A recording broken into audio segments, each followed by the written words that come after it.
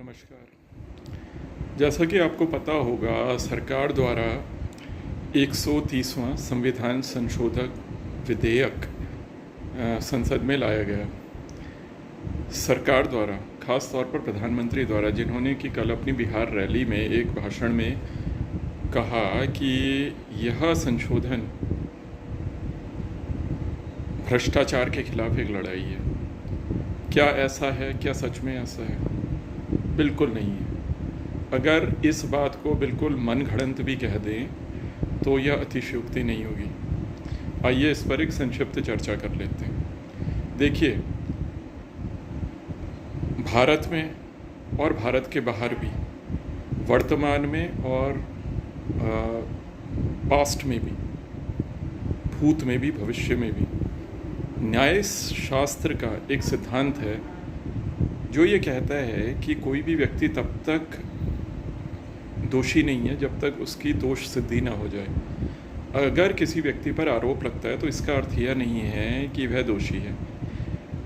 आरोप लगने का अर्थ यह है कि अब उसके आरोप को आपको 100% प्रूव करना पड़ेगा, उसके बाद ही आप उसको दोषी कह सकते हैं। ये न्याय शास्त्र का, जिसको हम ज्यूरिस्प्रूडेंस भी कहते हैं, सिंपल सा नियम है।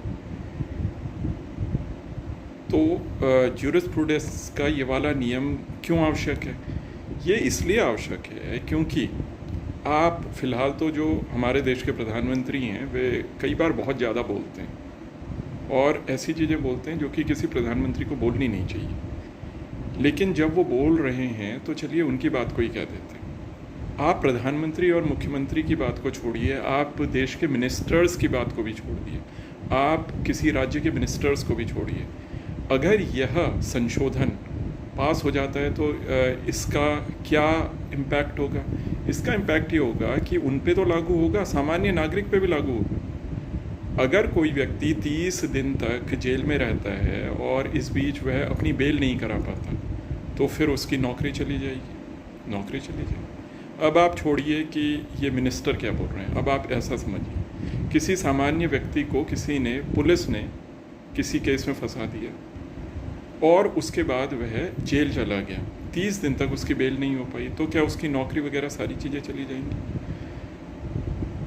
ये कुछ ऐसा हो रहा है कि आज के जो नेता हैं वो थोड़ा मिसलीड कर रहे हैं। आप मिसलीड होने से बचिए। इस विधेयक में कुछ नहीं है। यह न्याय शास्त्र को और जो न्याय की धारणा है उसको सिर के बल खड़ा कर रहा है। धन्यवाद।